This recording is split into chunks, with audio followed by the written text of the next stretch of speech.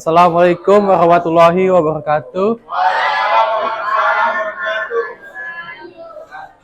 Dan selamat pagi. Di sini saya akan menyampaikan PPT saya yang tentang sistem ekonomi Pancasila. Kata pengantar, apa itu sistem ekonomi Pancasila? Sistem ekonomi Pancasila adalah sistem perekonomian yang berlandas pada nilai-nilai Pancasila pada Undang-Undang Dasar 1945. Tujuannya adalah menciptakan kesejahteraan rakyat secara adil dan merata. Ciri-ciri sistem ekonomi Pancasila: kekeluargaan dan gotong royong sebagai asas utama. Kedua, keadilan sosial dan pemerataan hasil pembangunan. Ketiga, demokrasi ekonomi, rakyat berperan aktif dalam kegiatan ekonomi. Fungsi sistem ekonomi Pancasila. Sistem ekonomi Pancasila berfungsi sebagai panduan dan kerangka kerja untuk mengatur perekonomian nasional dengan tujuan mewujudkan keadilan sosial dan kesejahteraan bersama seluruh rakyat. Sistem ini menggabungkan prinsip-prinsip Pancasila dan sistem ekonomi campuran, sehingga menghasilkan perekonomian yang lebih inklusif dan berorientasi pada kemakmuran masyarakat. Manfaat sistem ekonomi Pancasila. Sistem ekonomi Pancasila memiliki berbagai manfaat. Salah satunya adalah mewujudkan keadilan sosial dan kemakmuran bersama bagi seluruh masyarakat Indonesia. Penerapan sistem ini juga memperkuat persatuan nasional melalui gotong royong dan distribusi akses ekonomi yang adil. Selain itu, sistem ekonomi Pancasila mendorong pembangunan manusia melalui pemberdayaan masyarakat lokal. Kesimpulan: menciptakan kesejahteraan bersama, keadilan sosial, serta perekonomian yang tangguh dan mandiri. Prinsip utamanya meliputi ekonomi kerakyatan, pemerataan nasional, dan keseimbangan antara perencanaan nasional dengan otonomi daerah. Sekian, terima kasih. Ada yang mau bertanya?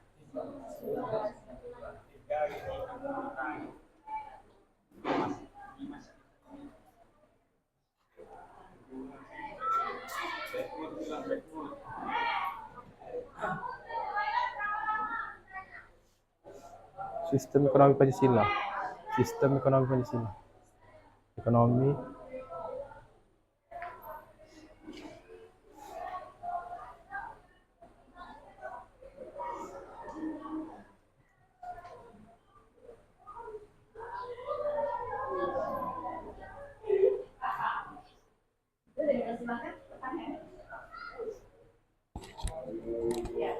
Ya, Bu.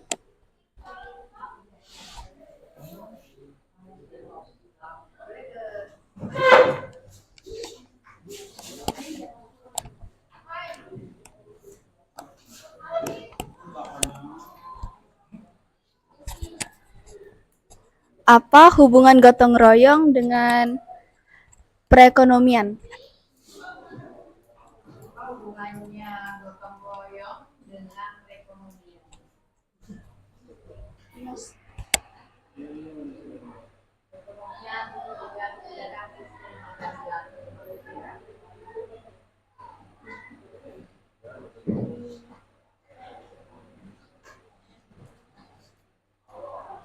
Pertanyaannya kedua, silakan.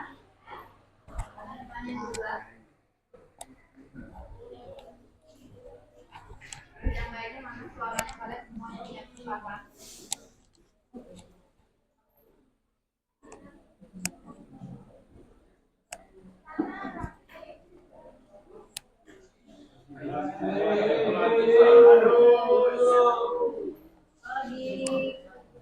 Diarahkan ke tugasnya sampai waktu yang sambil tunggu Pak pertanyaan dari teman kalian. Pertanyaan Kalau Bima sendiri melihat di lingkungan Bima sendiri, adakah sudah sistem ekonomi Pancasila ini diterapkan? Mungkin di lingkungan tempat tinggal Bima atau di rumah bisa menggunakan sistem ekonomi Pancasila. Atau mungkin di sekolah ini apakah sudah diterapkan sistem ekonomi Pancasila ini? Boleh silakan satu pertanyaan, pertanyaan kedua, pertanyaan lagi. Bu. Ya, silakan. Boleh ke depan biar.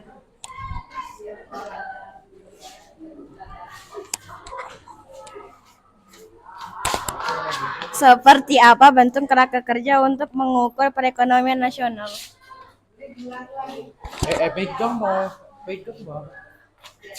Seperti apa bentuk kerangka kerja untuk mengukur perekonomian nasional? Apa yang mengukur perekonomian nasional ini? Oh, ngatur.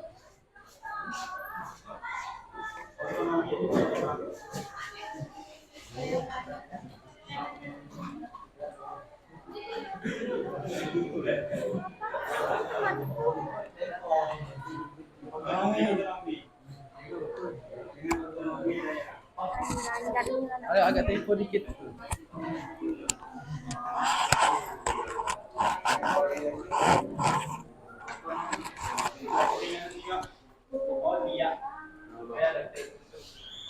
Ah?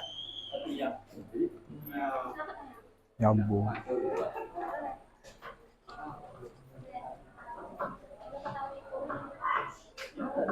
Jadi dua lagi cuk, anjing. Silakan durasinya dicek. 2 menit. Jadi tadi apa hubungan gotong royong dan perekonomian kan? Gotong royong itu seperti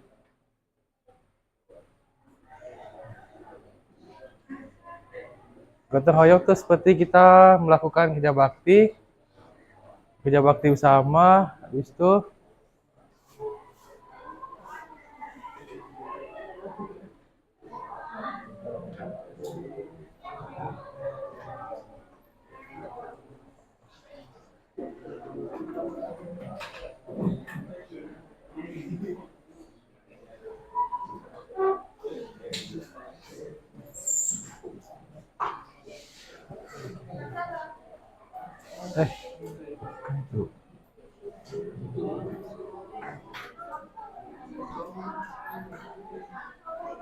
Ya. Silakan durasinya dicek. 2.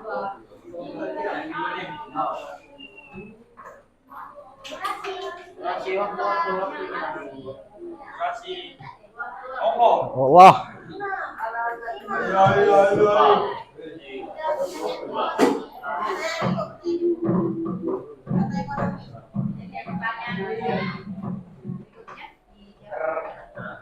Pancasila. Prakteknya seperti apa? Kalau di keluarga, sistem ekonomi dan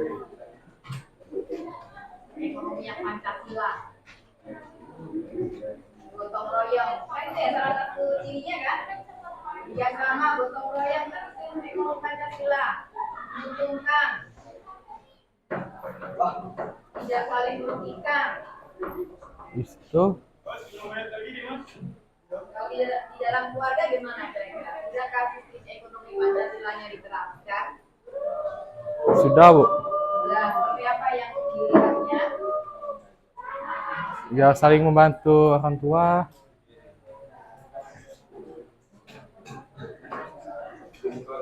Ada hubungannya dengan perekonomian nih. Apakah sudah ada kerjasamanya ini? Ada gotong royongnya dalam mengelola perekonomian ini? Sudah. Ya, Sudah, Bu. seperti apa? kayak membantu.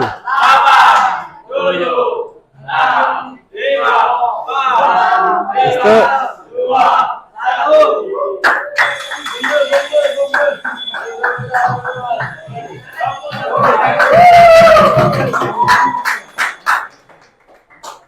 sekian dari saya.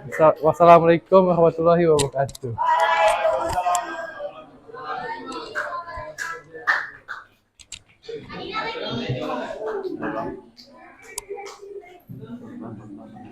Hadina, berikutnya setelah Hadina, Rian. Oh iya Rian, silakan nomor berapa? Rian nomor berapanya ya? Ya. Silakan Rian di sini bantu. Drivernya langsung aja.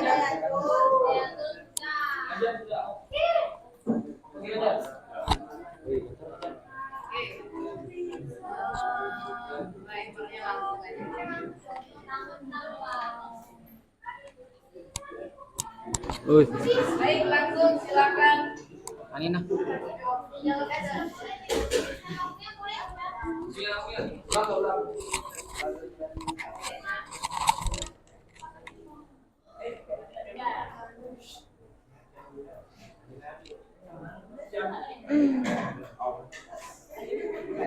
Langsung.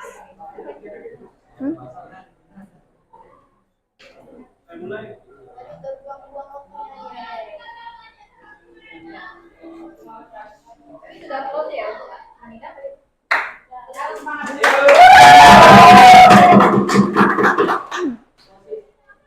Assalamualaikum warahmatullahi wabarakatuh.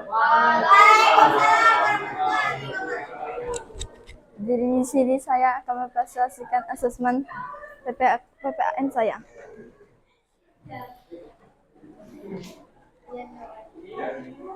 Definisi kesejahteraan yang keadilan adalah konsep yang menekankan keberadaan dan keadilan dalam distribusi kesejahteraan sosial dan ekonomi kepada seluruh anggota masyarakat. Ini berarti bahwa upaya untuk meningkatkan kesejahteraan masyarakat tidak hanya fokus pada peningkatan ekonomi, tetapi juga pada keadilan sosial. Akses terhadap layanan dasar seperti pendidikan dan kesejahteraan serta kesertaan kesepakatan. Suaranya agak kencang dikit. Konsep ini memiliki beberapa dimensi penting. Penerapan prinsip keadilan sosial kesejahteraan yang berkeadilan harus memastikan bahwa setiap individu terlepas dari latar belakang sosial atau ekonomi memiliki akses yang sama terhadap sumber daya dan kesepakatan. 2. Pemerataan pembangunan kesejahteraan yang keadilan mengucapkan upaya untuk memastikan bahwa pembangunan tidak hanya terfokus pada wilayah atau kelompok tertentu, tetapi juga meratakan di seluruh wilayah dan kelompok masyarakat. Sudah.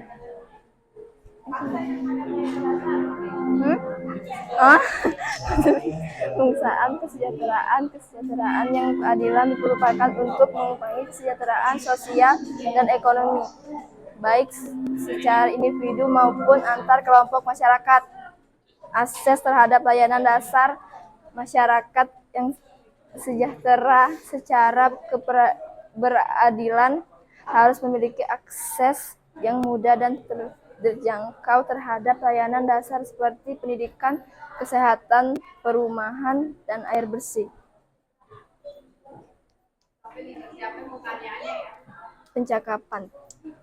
Pencapaian kesejahteraan yang berkeadilan memerlukan kerjasama antara pemerintah, masyarakat sipil, dan sektor swasta. Pemerintah memiliki peran penting dalam menyusun kebijakan dan regulasi yang mendukung kesejahteraan, keadilan, serta memastikan bahwa layanan publik setia bagi semua warga negara. Masyarakat sipil dapat berperan dalam mendorong partisipasi masyarakat dalam pengambilan keputusan serta mengadvokasi hak-hak masyarakat.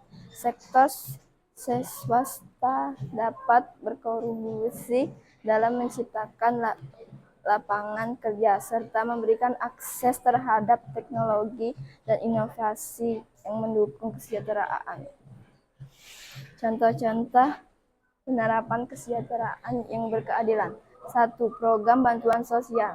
Pemerintah dapat menyediakan program bantuan sosial yang ditargetkan untuk membantu kelompok masyarakat yang rentan seperti keluarga miskin, lansia, dan anak-anak. 2. Pendidikan gratis. Pendidikan yang berkualitas dan terjangkau bagi semua anak, termasuk pendidikan dasar hingga perguruan tinggi, dapat membantu meningkatkan kualitas hidup dan peluang kerja. 3. Jaminan kesehatan. Pemerintah dapat memberikan jaminan kesehatan yang terjangkau dan berkualitas bagi semua warga negara serta memastikan akses yang mudah layanan kesehatan. 4. Mengembangkan infrastruktur. Peningkatan infrastruktur di daerah-daerah yang kurang berkembang dapat membantu meningkatkan akses terhadap layanan dasar dan ciptaan layanan kerja. Kesimpulan, kesejahteraan yang adil adalah sebuah keadaan di mana semua individu terdapat akses yang sama terhadap kebutuhan dasar dan kesepakatan untuk mencapai potensi penuh. Mereka dapat diskriminasi atau menindasan. Keadilan menjadi dasar yang sangat penting dalam mencapai kesejahteraan karena menjamin bahwa semua orang diperlakukan dengan adil dan hak-hak mereka dihormati. Sekian dari presentasi. Ada yang tanya? Pertanyaannya, dulu yang lainnya ya.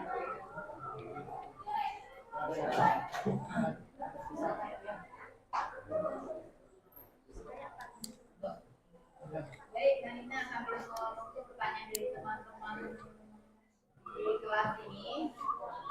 Kalau yang Nina lihat program pemerintah yang seperti apa yang Nina amati ini, bahwa program pemerintah ini sudah menunjukkan kesejahteraan yang berkeadilan. Program pemerintah yang Nina tahu berapa programnya. Ini satu aja program yang Nina tahu. Silakan, langsung dijawab. Nanti ada, Bu. Pertanyaan yang kedua.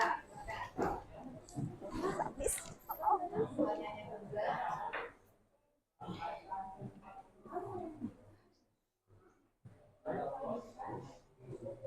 Cepat habis.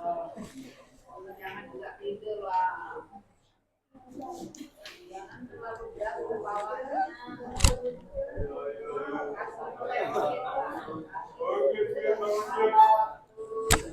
Udah cepat habis. Pertanyaan apa saja boleh? Yang ada hubungannya dengan kesejahteraan.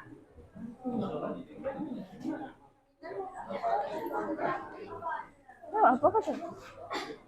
Ada program-program. Barang ya program. Pertanyaan yang kedua, kami lihat durasi. Kita ini.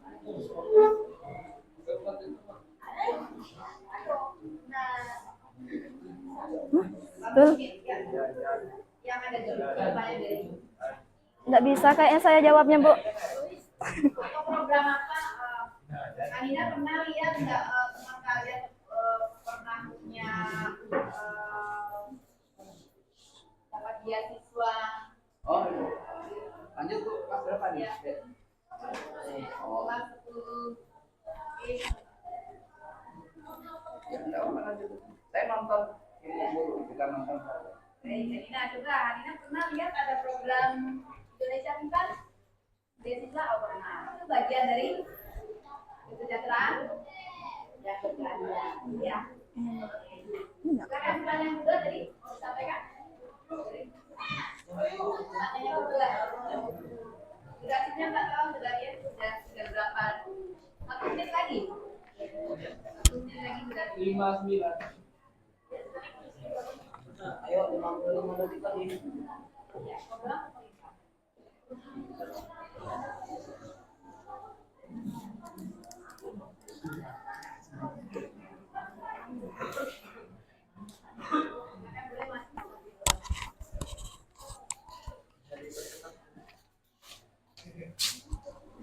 Apa peran pemerintah dalam menyusun kebijakan dan regulasi yang mendukung kesejahteraan berkeadilan?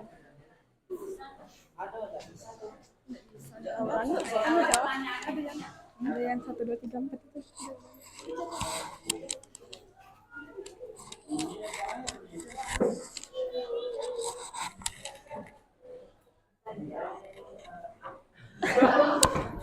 Atau boleh dibacakan lagi coba kaitan pertanyaannya.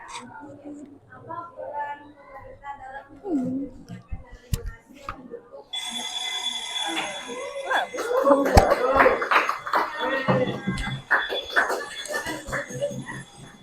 Sekian dari presentasi saya, kurang dan lebihnya saya mohon maaf. Terima kasih. Assalamualaikum. Berikutnya kita sambut penampilan dari Muhammad Rian. Silakan.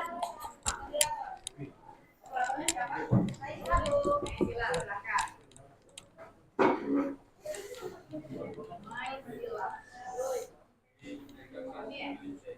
Iya, ya. Yes.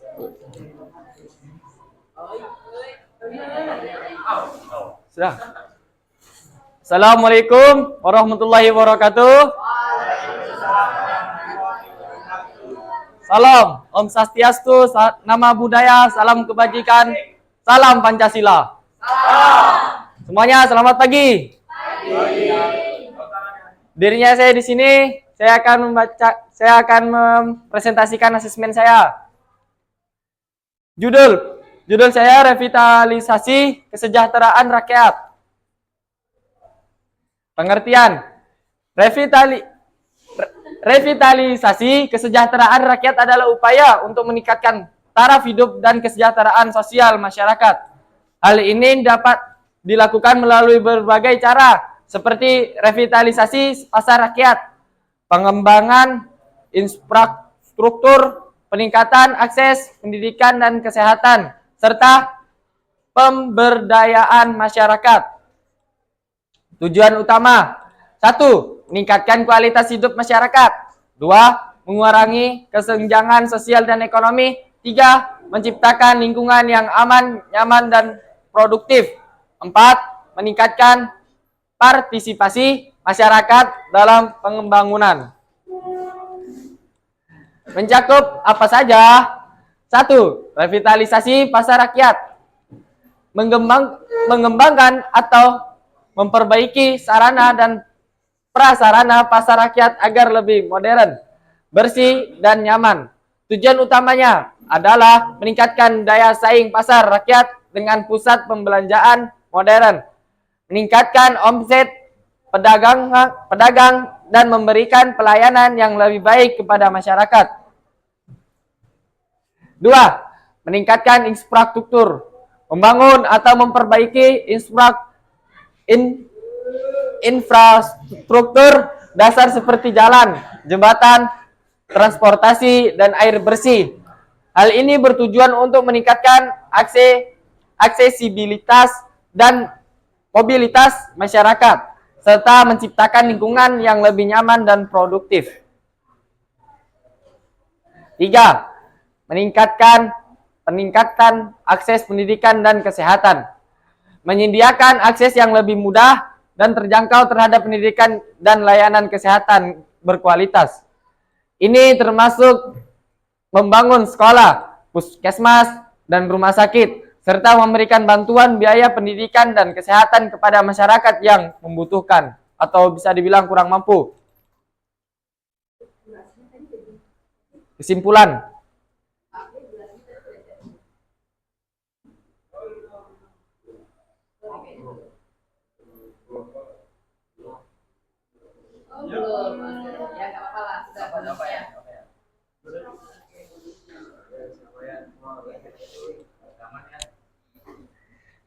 Kesimpulannya, revitalisasi kesejahteraan rakyat adalah upaya untuk meningkatkan kualitas hidup dan kesejahteraan masyarakat melalui berbagai program dan kegiatan yang bertujuan untuk menghidupkan kembali potensi yang telah ada atau mengembangkan potensi baru. Terima kasih. Ada yang ingin bertanya?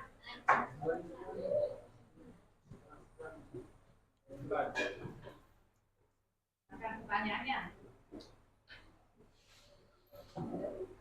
Baik, sambil menunggu pertanyaan dari teman-teman kalian juga. Bertanya untuk Rian. Ya, Bu. Tadinya Rian jadi bupati. Amin. Infrastruktur apa yang mungkin akan coba diperbaiki sebagai bagian dari revitalisasi kesejahteraan rakyat? Infrastruktur yang mungkin diamatir yang di tempat misalnya atau mungkin di desanya, kira-kira mana yang mau diperbaiki nih untuk menuju ke kesejahteraan rakyat? Amin, Pak. Amin. Cukup, Bu. Ya. Masih ada yang ingin bertanya? Jadi silakan pertanyaan berikutnya. Jadi,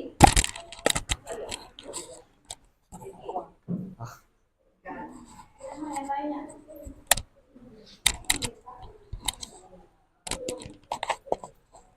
Oke, mau dijawab dulu ya, karena durasinya tadi sudah terkurangi ini ya, 5 menit ya. Kurang lebih 5 menit. Coba kembali ke anu. Samping.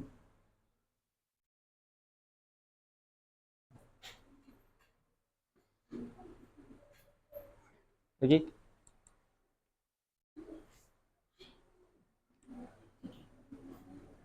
Saya ulang tadi, Bu. Ulang pertanyaan ibu intinya Ya. ada. Sudah ulang pertanyaan dari ibu. Pertanyaan ibu tadi apa? Saya bantu dia.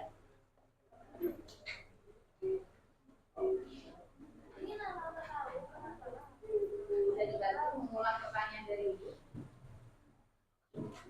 Apa tadi? Ya, bisa. Seperti ini tadi kan, Bu, kayak infrastruktur tadi tuh, Bu. Kalau saya jadi bupati misalnya kan, Bu, apa yang saya lakukan nanti? Kayak memperbaiki infrastruktur gitu kan, Bu.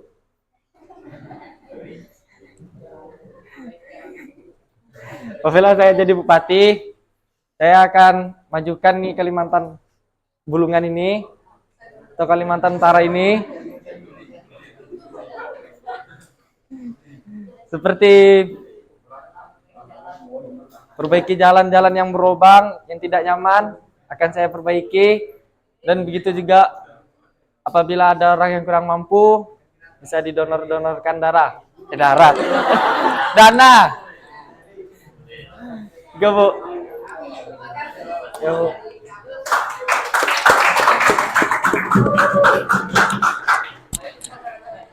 Pertanyaan berikutnya silakan.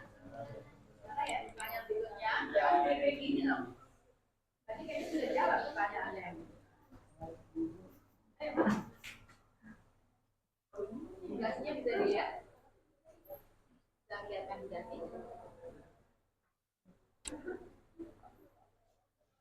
Ya silakan. Mana pertanyaannya nih?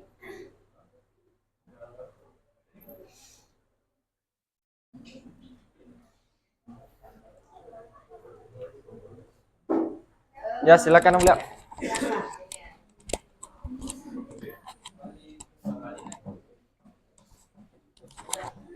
Apa itu taraf hidup? Taraf hidup. Yang kalau pertanyaannya Aulia. Yuk kembali. Ini nah.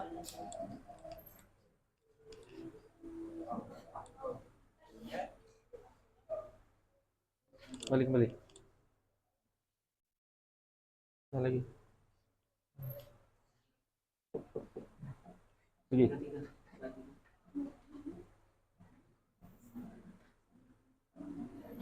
Yang atasnya.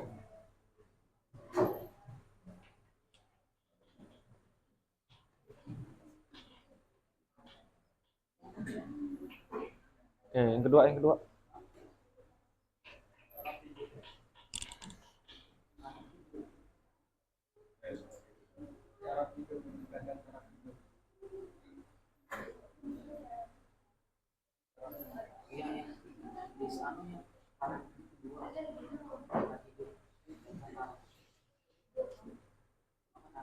Satu pertanyaan lagi.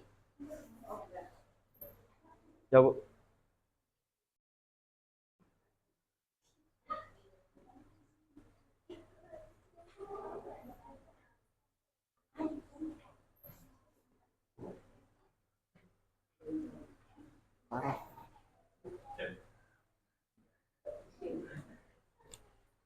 Ada yang ingin bertanya? Disimpan aja dulu.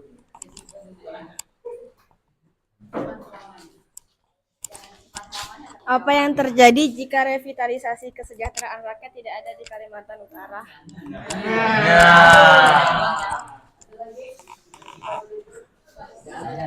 Dua pertanyaan aja Riko, silakan. Tapi dia sudah kasih kemudian. Apa yang terjadi di Kalimantan Utara apabila tidak ada revitalisasi kesejahteraan?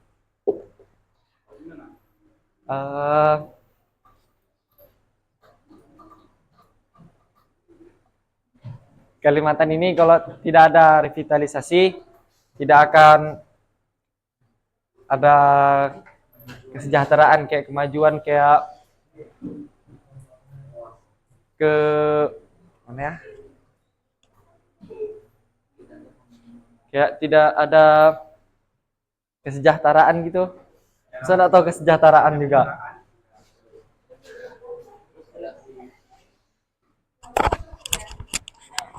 Apa tadi?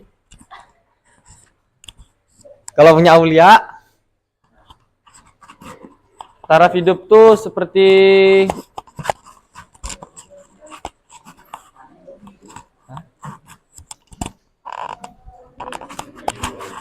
kehidupan hidupnya.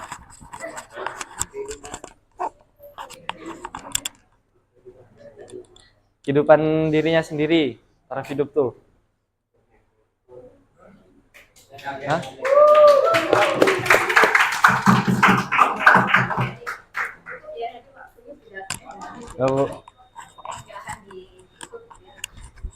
Cukup sekian presentasi saya hari ini. Mohon dimaafkan apabila ada salah kata dari saya atau jawaban saya yang kurang benar. Mohon dimaafkan. Saya pamit undur diri. Wassalamualaikum warahmatullahi wabarakatuh.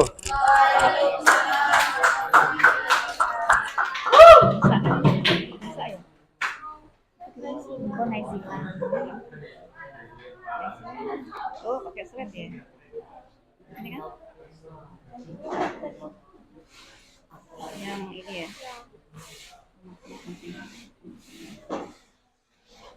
Oke, Naisila akan dibantu operatornya.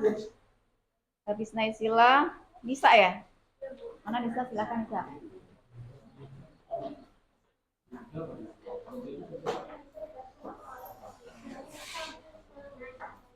Kita mulai ya ini. Start. Kita beri semangat dulu untuk Naisila.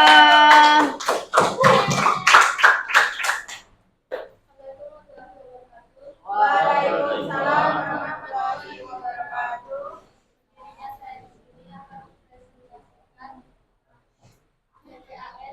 Yang berjudul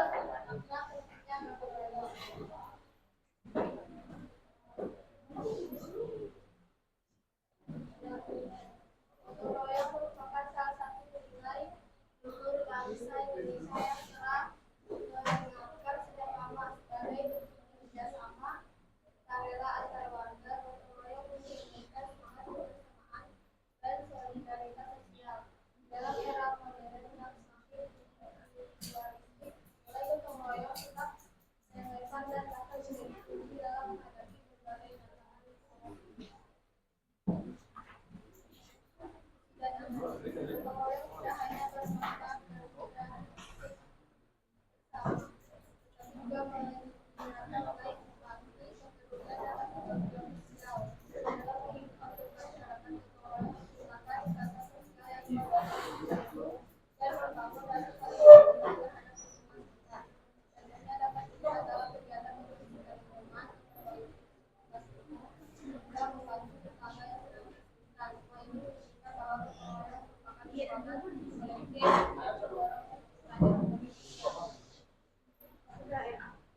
Namun tantangan globalisasi dan peradaban lahan kritis masih gotong royong oleh karena itu diperlukan upaya pelestarian dan revitalisasi sungai ini dari pendidikan karakter kegiatan sekolah dan program desa yang mengedepankan tradisi keluarga.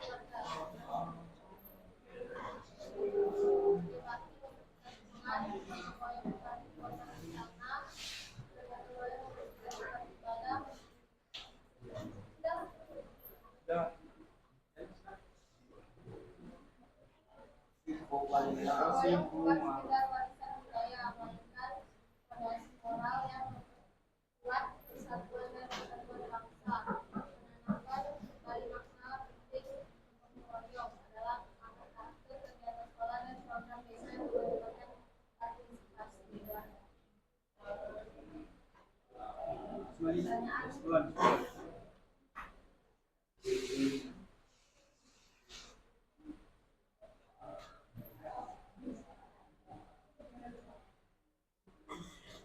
Itu pertanyaan. Ada pertanyaan? Nah, dari belakang itu pertanyaan. Pertanyaan dari kalian, dari siswa. Ya, tentang gotong royong nih ya, gotong royong itu luas. Gotong royong tidak identik dengan sapu-sapu di sekolah, tidak.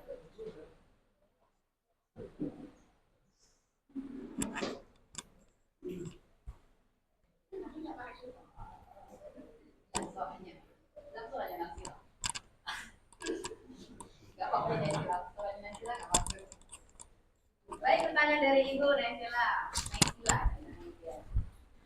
Gotong royong. Nah, kalau yang tahu Naysila di gotong royong itu apakah hanya sebatas tiga kelas, kemudian bersihkan parit, kemudian apa lagi?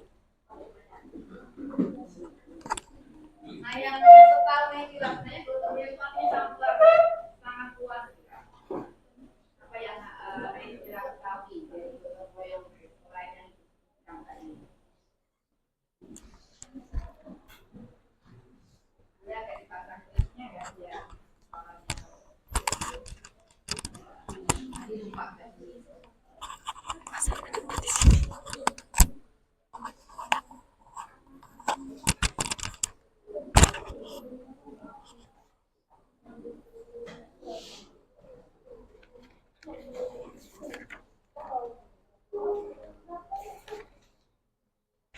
Gotong royong tuh menumbuhkan rasa kebersamaan dan persaudaraan antar warga, merasa peduli dan saling membantu dalam masyarakat juga. Oke, yuk pertanyaan lagi, dua pertanyaan lagi. Ya, gitu dong, gitu dari tadi. Silakan.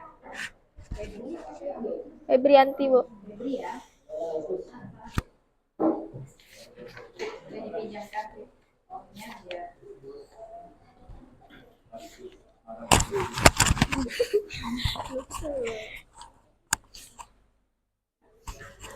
Sebutkan contoh-contoh gotong royong di dalam kehidupan pribadimu sehari-hari. Sebutkan contoh-contoh gotong royong di dalam kehidupan pribadimu sehari-hari.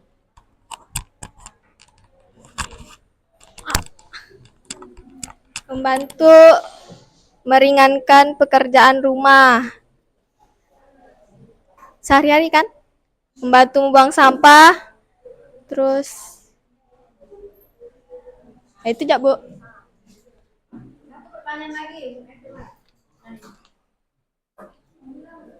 Pertanyaan lagi ya, dulu Adil ya.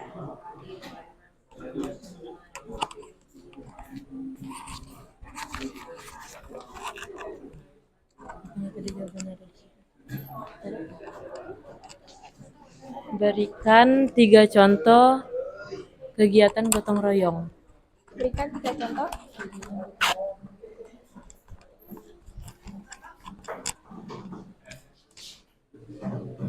Membersihkan lingkungan bersama-sama, membangun atau memperbaiki rumah warga yang terkena musibah.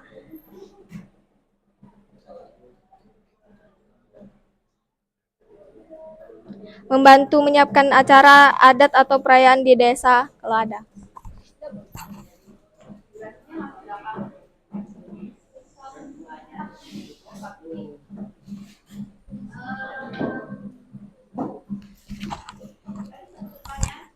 Sudah, Bu. Sudah, Bu, sudah. Sekian dari saya, terima kasih. Presenter terakhir. Nisa ya. Ya, Bu. Silakan bantu operatornya yang terakhir. Baik.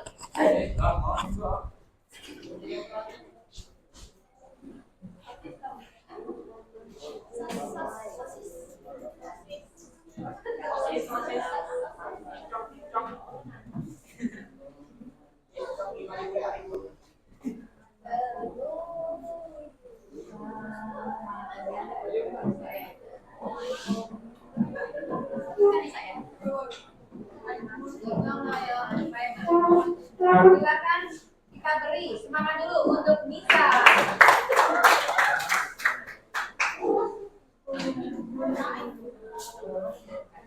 Assalamualaikum warahmatullahi wabarakatuh.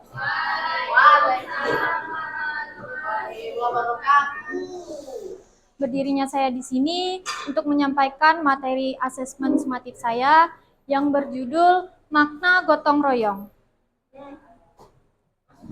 Gotong royong merupakan semangat kebersamaan kita, warisan luhur bangsa Indonesia.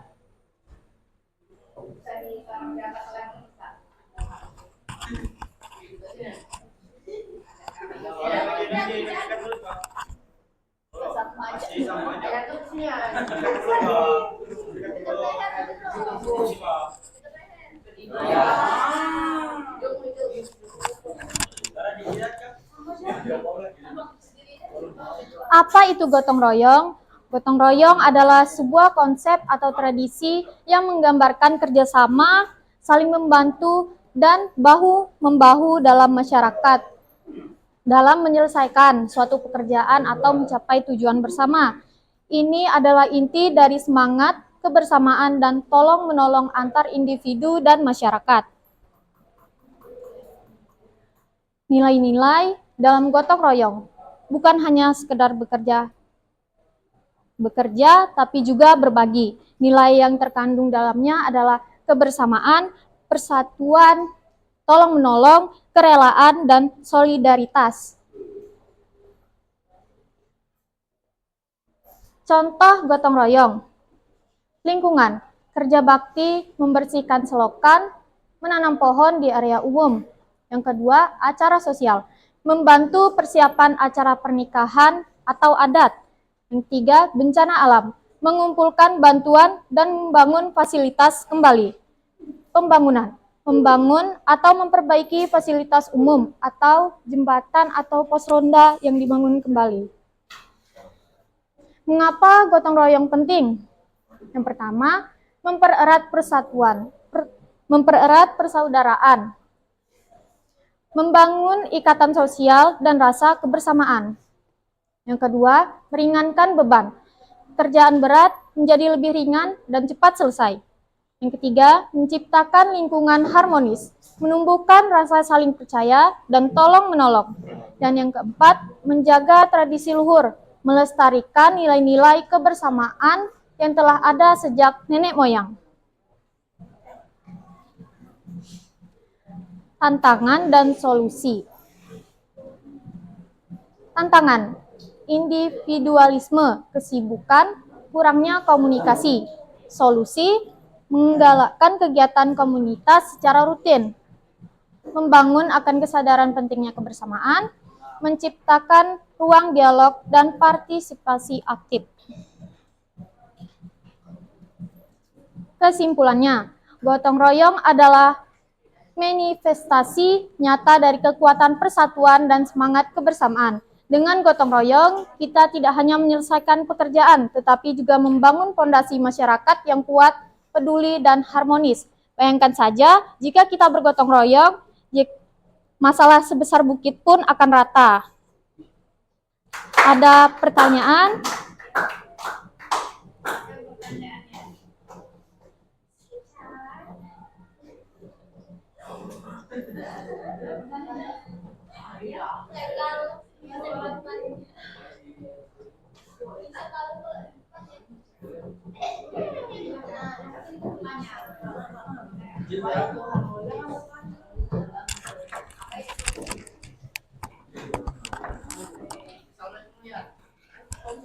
Assalamualaikum.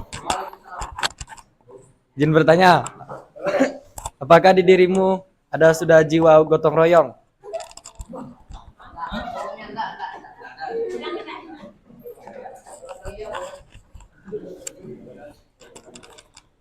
Ya, sudah ada. Dengan saya membantu teman piket kelas, ataupun bukan jadwalnya saya sedang piket kelas, saya tetap membantu. Contoh, saya sudah menerapkan gotong royong. Pertanyaan yang kedua. Ya.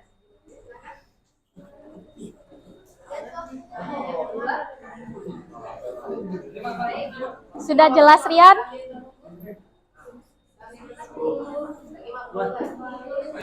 Pertanyaannya, kalau menurut Isra sendiri, kecamatannya itu ini seperti apa? Sudah semaksimal apa rangka gotong royong di kelas ini?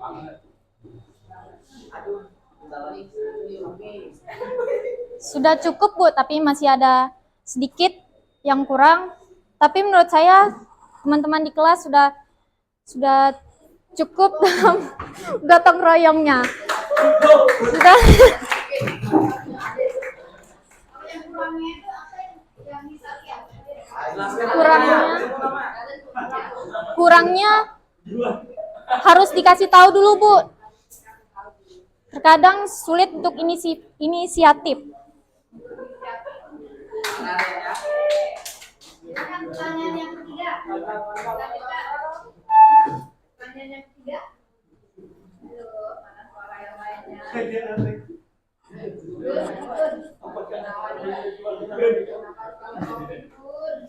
Satu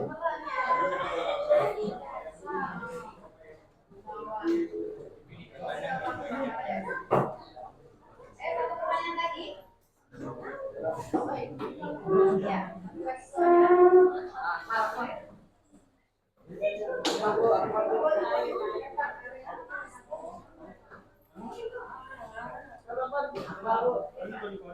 Ya, Akmal. Iya, silakan Akmal. Kasih semangat untuk Akmal ya.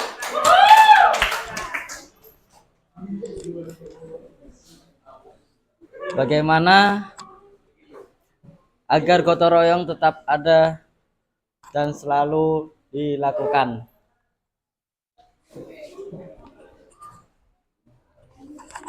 Coba geser ke slide. Geser.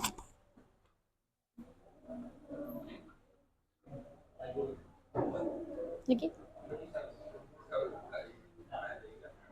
Nah.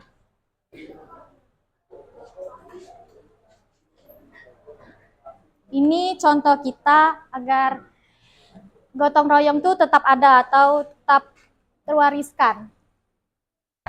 Seperti contoh pertama, kerja bakti membersihkan selokan, menanam pohon di area umum. Contoh yang kedua, membantu persiapan acara pernikahan atau adat. Contoh yang ketiga, mengumpulkan bantuan dan membangun kembali fasilitas. Contoh yang keempat, membangun atau memperbaiki fasilitas umum atau jembatan atau pos ronda.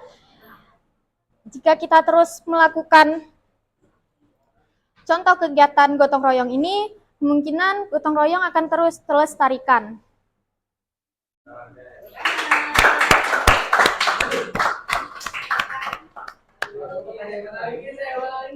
Sekian presentasi dari saya, kurang lebihnya saya mohon maaf. Assalamualaikum warahmatullahi wabarakatuh.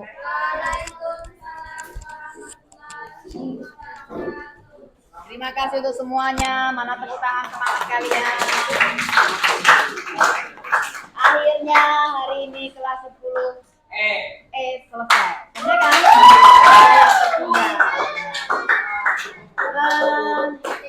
Tinggal tanda tangannya.